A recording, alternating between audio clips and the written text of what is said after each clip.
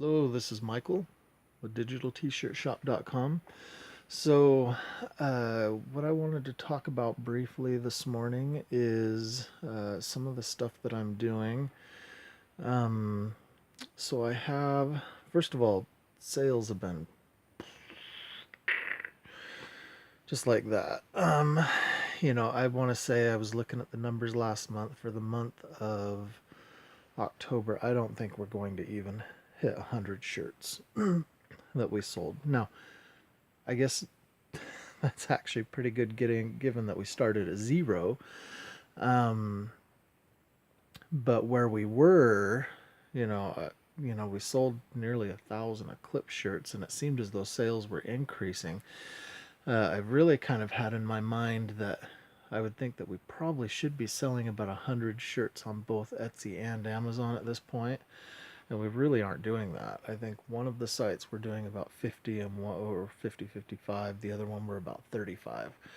Amazon being the lower of the two. Now, I've kind of had a lot of things coming to mind lately, and a lot of that started with um, being made aware of Amazon Prime. Not Amazon Prime, but merch by Amazon. And one of the things that I've kind of come to the realization with is I've had some preconceived notions that I think have kind of hurt me a little bit. Looking at um,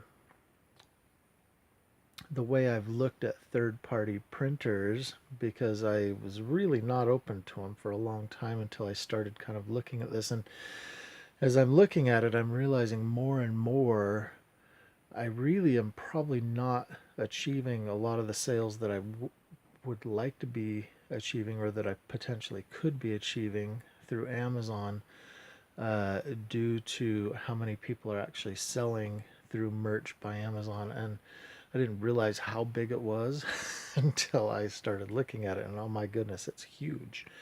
It's unbelievably huge, and there are people who have unbelievably large footprints in merch by Amazon, and I have no footprint at all. I have an Amazon footprint, but I'm competing against everybody else that is selling through the Amazon Prime, through merch by Amazon, which means that anything that I have that's remotely close to what somebody else is selling, they're kicking my trash on it, really honestly. It also, I think, means that the majority of the products that are being featured or displayed up front in the first few pages of a search result are going to be these Amazon Prime products, because Amazon knows that those are the things that are going to interest people more due to them being free freight and things like that. So, one of the things I decided to try is to try selling on Amazon, uh, offering free freight. Now, I've kind of looked at the numbers. In order to kind of sell the same volume I'm selling now, instead of selling 35 shirts, I'd need to sell about 55 shirts to earn the same amount of profit. But if my sales increased far higher than that, due to me having more attractive pricing and free freight, then there's always the potential that I'll actually sell more. Now, I look at it as kind of a crapshoot, because really you have no idea what you're going to sell. You would think that you would sell more due to the price, but really it's up to the consumer whether they're going to buy it or not at that price. So, um, as I've been looking at it, so I went ahead and I set that up this morning just on Digital T-Shirt Shop to see whether that had an effect on the volume of sales that I move. Um, I'm also going to now. I've done a lot of FBA, and I know in FBA one of the things they do is they play around with the pricing, because the person who's actually selling the FBA product is technically covering the freight associated with that, and so oftentimes you're paying a lot higher price for an FBA product that you're getting free freight on, due to uh, the it's coming out of their profits. They got to raise the price, and so when Amazon looks at it, they look at, you can get this item for free freight, It's usually the retail price plus freight oftentimes, or you can pay the regular price plus freight on this one, and they'll always give it to the buy box to the person who's offering the free, well, with lower price, but to the FBA person, because the FBA person can sell it for the cost of the product plus free freight for less than the person can sell it for the cost of the product plus freight. So anyhow, so I've been thinking about raising the prices. So offer them free freight, raise the price, and looking at it, I might be able to push the kids' shirts from $11.99 up to $12.99, and the adult shirts from at least $14.99 to $15.99, maybe $16.99. And I think going down the road, that might be a little bit more attractive to people. I'm still making money off of it. I just have to move more shirts to cover all the free freight that I'm giving. Even raising the price $1, that only covers $1 of the $2.50 to $3 that each shirt costs to mail. So, anyways, but if I can move more shirts because it's free freight and they don't balk at it really because the price, because they're getting free freight on it, it may just in general be nicer for people, and then they would pay a premium freight price for wanting to ship it priority or whatever. The free freight would just be standard economy mail. So anyways, so that's one thing that I'm doing.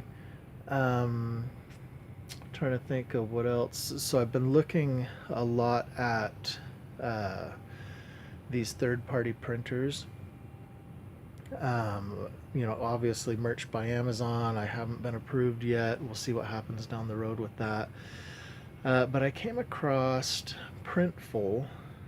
I know I've looked at Printful a dozen times, but I was watching a YouTube video and I didn't realize how simple the integration was between Printful and Etsy. And I may go sit down and do a complete separate video on this. Now, very attractive in the sense that I can go and I can put something through Printful and push it to Etsy and have Printful just take care of everything. I mean, they'll print it and they'll mail it, they'll do everything with it. The problem is that as I sat down yesterday morning and I was going to actually create some listings with this, and where I was thinking, okay, well, I'm offering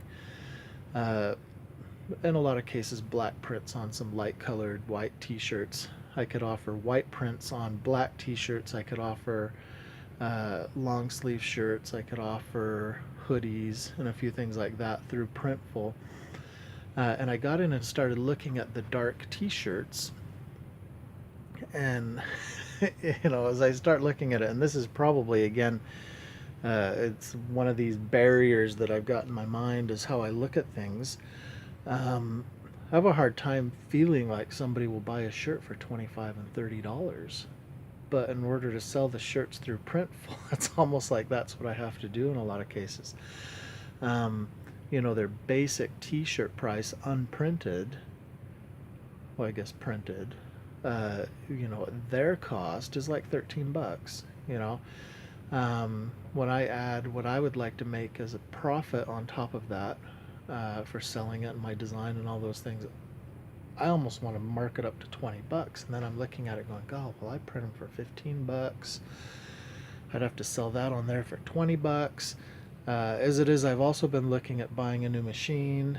I know I'd have to raise the price with that because of all of the cost associated with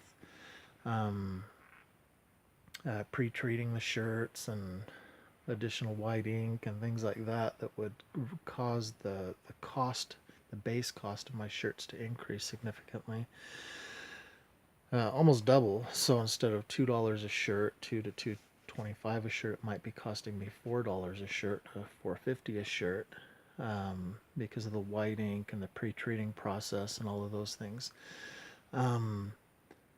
So my cost would be going up anyways, and I'd be anticipating raising the price anyways. But I guess as I sat down and look at those, and then they offer some shirts that even just the base shirt costs like $25, and so it pushes it up to $30, $35 if you're selling that shirt. And it just see I hesitate to list shirts that cost that much money. Now, I could see it on a hoodie and more on a long sleeve shirt and things like that, but it gets really hard for me to say, oh yeah, I'll go ahead and do this. I'm going to do it anyways. um, and I'm going to take some of my existing designs and do it anyways, but I'm just mainly just talking about some of my reservations I have, because I feel like it would make the price so much more. Uh, Other than that, my hesitations on the price, I think that it looks fabulous. What I watched from Printful on the integration, and I actually went and set up the integration. It was very, very easy, 2 or 3 steps, a couple of clicks, and it set it all up. It looks as though setting up the products equally is very easy. I can even put a little branding snap on the back of the shirt, which made me think that, oh, that might be good to just do anyways. It does add another step to the process, some additional cost, but people see it. It feels like the shirt's branded more with you. And it could be, good for, somebody buys the shirt and they've got it branded on the back, and it just makes it more appealing, I would think, and easier for people to figure out who actually made it. So, anyways, but that's what I've got going on. And that's what I've got to share today.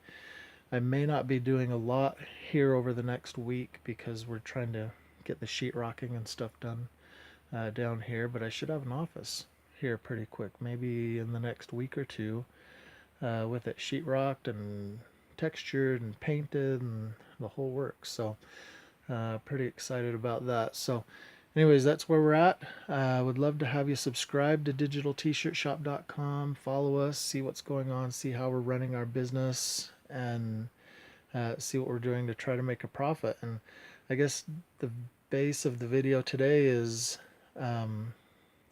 sometimes you got to adapt to changes in your market. And I would say one of the things that I'm facing is that merch by Amazon that I think is affecting my sales. And what else you need to do on a regular basis to try to stay competitive is all we're trying to do right now. So, and by being competitive, hopefully increase our sales. So there we go. We'll do another video soon.